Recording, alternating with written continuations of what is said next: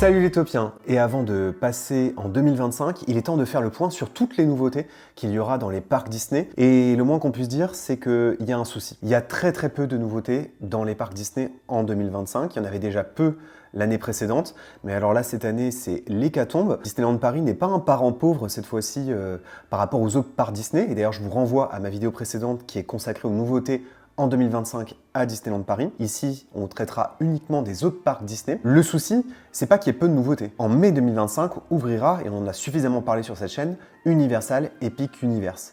Le plus gros projet Universal de tous les temps, qui vient s'ajouter aux 2 parcs à thème déjà existants, sans compter le parc aquatique, avec une trentaine de nouvelles expériences, dont au moins 5 grosses attractions, considérées comme très innovantes. Ce parc et ces attractions qui vont permettre à Universal de devenir un resort, où il faudra donc rester plusieurs jours, notamment pour avoir accès d'ailleurs à ce parc-là. Les parcs Disney ont bien compris ce problème et ont bien compris que l'offre ne serait pas à la hauteur comparée à Universal Epic Universe, et donc ils ont accéléré sur certains projets et ils ont multiplié l'annonce de nouveaux spectacles et de nouvelles expériences que je vais partager avec vous maintenant. C'est parti! Depuis la fin de la pandémie, à Walt Disney World, il y a beaucoup de salles de spectacle, il y a beaucoup de divertissements qui avaient disparu. Aujourd'hui, il est impossible pour le resort d'imaginer qu'il puisse rester des espaces vides, des zones inutilisées dans tous les espaces qui auparavant accueillaient des spectateurs. À Disney Hollywood Studios, qui est l'équivalent de notre Walt Disney Studio, pendant très longtemps, les divertissements avaient disparu. Ils ont mis un temps fou à revenir, et encore en ce moment, les salles de spectacle de Disney Hollywood Studios sont tristement vides. Donc ils vont frapper fort avec un tout nouveau spectacle qui va s'appeler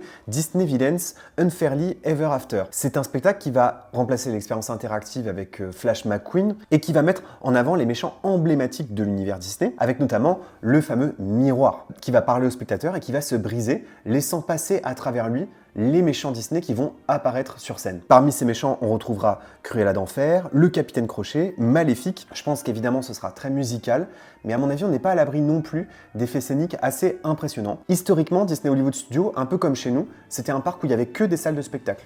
Et les gens venaient pour les voir, ces spectacles. Et de moins en moins, les gens viennent pour ça, ils viennent de plus en plus pour les attractions. Et d'ailleurs, dans le même parc, il y avait une salle de spectacle aussi qui était désespérément vide depuis la fin de la pandémie. C'était cette salle qui accueillait un petit spectacle sur l'univers de Ariel. C'était un spectacle que j'aimais pas du tout. Il y avait quelques séquences en fait du classique d'animation qui étaient diffusées sur un écran et qui étaient coupées d'apparitions sur scène des personnages pour de vrai. C'était un show qui était là depuis les premières années d'ouverture de Disney Hollywood Studios. Mais ça y est, il est de retour dans une nouvelle version, La Petite Sirène Musical Adventure, qui sera de retour à partir de l'été. Apparemment, le concept du spectacle n'a pas changé, mais ils ont réimaginé l'espace scénique, ils ont rajouté de nouveaux effets, ils ont rajouté aussi des marionnettes et des marionnettistes, mais ils gardent le parti pris d'origine du spectacle, qui consistait à rendre les gens nostalgiques avec des extraits de la VHS, du classique d'animation, et des extraits en live. Ensuite, direction Epcot, qui a fini, vous savez, sa transformation, et donc le nouvel Epcot a été enfin dévoilé. Mais le problème du futur, c'est qu'il vieillit très vite. Et Test Track, qui était déjà une attraction qui avait été réimaginée au milieu des années 2000, et qui d'ailleurs, à mon sens, ne méritait pas tout de suite une réhabilitation, et bien pourtant est parti en réhabilitation. Une réhabilitation éclair, là aussi à mon avis pour attirer le public, parce que Test Track est une attraction très populaire d'Epcot, donc il fallait vite la remettre dans une nouvelle version, qui sera toujours sponsorisée par General Motors, et donc qui ouvrira à l'été 2025, avec en fait un tracé qui n'aura pas forcément changé, mais des décors tout autour qui auront été modifiés et qui seront donc désormais plus immersifs. Le design de la voiture a aussi été réimaginé. C'est le problème d'Epcot, qui devient très vite antidaté, mais en tout cas je suis rassuré qu'Epcot soit encore modifié et réhabilité. Un autre espace aussi va arriver à Epcot, ça s'appelle Spaceship Earth Lounge, qui sera un hommage à mon attraction préférée à Epcot qui s'appelle, vous savez, Spaceship Earth, qui est dans l'emblème du parc, la fameuse boule à l'entrée, et qui raconte l'histoire de la communication et du langage de l'homme. Au printemps, du coup, il y aura un bar qui sera truffé de clins d'œil à l'univers de l'attraction, avec notamment des lustres qui rendront hommage à l'univers de l'attraction. C'est déjà très rare que Disney rende hommage et conserve ses attractions emblématiques sans y faire entrer de la licence, mais alors créer un espace de restauration issu d'une attraction emblématique qui n'est pas tiré d'une licence, c'est très rare. C'est ce qui va faire de ce lieu, à mon avis, un repère de fans très vite. Vous le savez, le vaisseau amiral à Walt Disney World, c'est Magic Kingdom, l'équivalent de notre royaume enchanté. Le Magic Kingdom Park, c'est celui qui attire le plus de visiteurs. Et il n'a pas forcément besoin de nouvelles attractions pour attirer plus de visiteurs. Et ça, les dirigeants Disney l'ont bien compris. Ils savent que en intégrant de nouvelles expériences majeures dans ce parc-là, ils peuvent détourner certains visiteurs d'Universal. Et ils vont essayer de le faire avec le retour des parades nocturnes. Je ne sais pas si vous vous rendez compte, mais ça fait des années qu'il n'y a pas eu de parade nocturne à Walt Disney World, elles étaient pratiquement que en Californie. Il y a une parade, Festival of Fantasy Parade, que j'adore, une parade de jour qui est jouée depuis des années, à plusieurs reprises, mais en journée, qui a été très peu modifiée. Mais là, Disney fait très fort en investissant sur des parades nocturnes, une parade à mon avis qui sera en plus de la parade de jour, qui va s'appeler Disney Starlight Dream the Night Away, une parade qui sera jouée. Si vous voulez en prendre plein les yeux, venez au Magic Kingdom, vous allez voir le plus beau feu d'artifice, la plus belle parade de jour et la plus belle parade de nuit. Une parade 100% originale qui n'est pas inspirée de Main Street Electrical Parade et pas non plus de Paint the Night Parade dont on va reparler dans quelques instants. Une parade qui mettra en vedette la Fée Bleue qui sera sur le premier char et qui laissera place ensuite à des chars sur l'univers de Peter Pan avec aussi des classiques plus récents comme Encanto, Frozen, Moana. Tout ça dans la nuit. Il y a aussi un gros problème dans le Magic Kingdom, c'est l'offre de restauration. C'est pas du tout de la même qualité que dans les autres parcs Disney de ce resort. Et ça aussi, je pense qu'ils l'ont bien compris. Donc ils rajoutent un nouvel espace de restauration à proximité de l'attraction Pirates des Caraïbes, une taverne inspirée de cet univers. On va pouvoir croiser des bandits, des pirates et on pourra déguster des cocktails en tout genre. Ce sera un peu mystérieux, dangereux et il y aura plein de clins d'œil à l'univers de Pirates des Caraïbes. On voit par exemple là sur les concept art le Kraken, on voit Barbossa aussi. Ensuite direction Disney Animal Kingdom où les travaux vont bientôt débuter pour accueillir une zone sur l'univers de l'Amérique latine, de l'Amérique tropicale. Mais c'est pas pour tout de suite et en attendant, les Imagineers se concentrent sur le Tree of Life qui accueillait un spectacle depuis des années sur l'univers de Mille et une pattes qui s'appelait It's Tough to Be a Bug, un spectacle génialissime, mais qui avait deux problèmes. Premier problème, il effrayait beaucoup trop le public, et notamment les jeunes enfants. C'était un spectacle sur l'univers des insectes, et il y avait des araignées qui vous couraient dessus, des araignées aussi qui descendaient du plafond, enfin c'était assez impressionnant. Et par ailleurs, qui mettait en avant Mille et une pattes, une licence de l'univers Pixar, qui est pas tellement la plus populaire en ce moment, et qui de mieux que les animaux de Zootopie pour prendre le relais dans un spectacle qui va s'appeler Better Together, une petite référence à Better Together, et donc ce sera un spectacle toujours en 4D, avec des nouvelles séquences du classique d'animation qui ont été créées spécifiquement pour ce show. Et là, ici, c'est un peu différent. On va suivre une aventure entre Nick et Judy. C'est un peu un prolongement de la storyline du film. Et ça va être aussi un peu musical. On va devoir clapper des mains. On change un peu d'ambiance. Là, ça va être un peu moins effrayant. Et finalement, Dinosaur, que j'ai cru faire pour la dernière fois, pour l'instant, ne va pas être fermé parce que les travaux vont avoir lieu en plusieurs phases.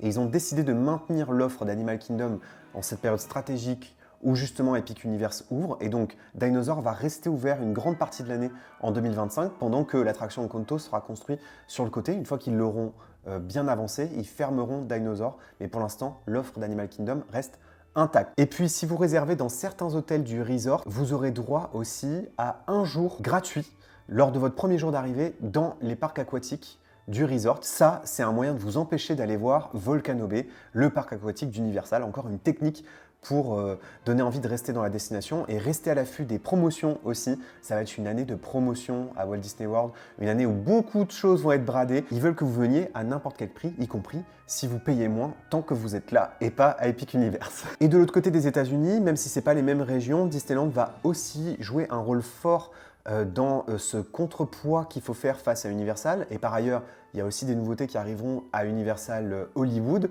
en Californie. Et donc, le parc a décidé de fêter massivement son 70e anniversaire. Je me souviens, j'avais suivi il y a déjà 10 ans les 60 ans de Disneyland et c'était absolument incroyable. J'avais pas pu y aller, mais j'avais suivi ça et j'avais pu tester quelques expériences de ces festivités parce que certains spectacles étaient revenus à quelques moments. On peut dire que c'était une des plus grandes célébrations de l'histoire des parcs Disney. Ça va être difficile de faire mieux avec ces 70 ans en Californie. Néanmoins, il y aura plus.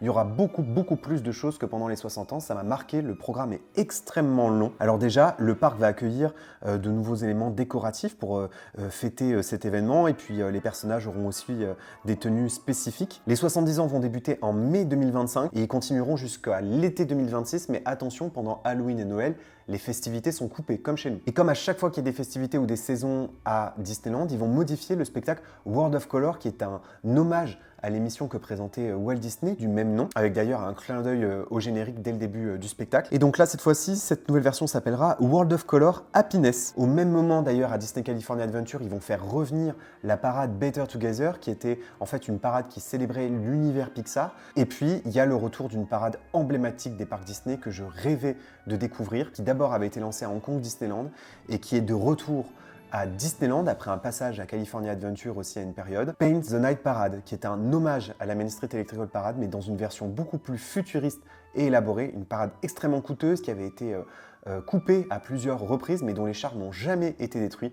Elle est de retour pour le 70e anniversaire du parc. Je pense que c'est un des spectacles Disney que je rêve le plus de découvrir. Il faudra voir aussi ce que ça vaut par rapport à la fameuse parade de Disney World dont on parlait tout à l'heure. Et puis dans le parc principal, ils vont faire revenir le spectacle Wondrous Journeys. Donc c'est un spectacle que les fans avaient adoré, que moi je connais pas bien, qui met en avant notamment Baymax à un certain moment. Je sais qu'il y a cette scène-là emblématique. Il y aura aussi une nouvelle cavalcade qui va être lancée dans le parc et qui passera en journée. Il y aura aussi un nouveau show nocturne qui sera projeté sur la façade de It's a Small World. Et puis à partir du printemps, il y a aussi une nouveauté très symbolique.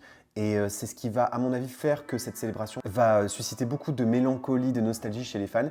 Il y a une nouveauté qui mettra en scène Walt Disney dans une attraction qui va s'appeler A Magical Life. En fait, il y aura un audio animatronics de Walt Disney dans son bureau et qui sera en fait juste derrière le plan de Disneyland. C'est une façon de raconter l'histoire des audio animatronics et de faire revivre Walt. Et là, c'est un peu la cerise sur le gâteau avec pour la première fois l'utilisation du personnage dans le parc. Et enfin, en 2025, c'est aussi le début de l'extension du Avengers Campus, vous le savez, qui accueillera de nouvelles attractions sur l'univers Marvel. Le Avengers Campus est un petit land, mais qui a pour objectif de s'étendre au fur et à mesure. Et donc, ce sera la fin d'une attraction que j'ai adorée à Disney California Adventure qui s'appelait le Red Car Trolley, qui était un peu l'équivalent de Main Street Transportation, le tram tiré par un cheval. Ici, c'était le même principe, sauf que c'était un tram électrique.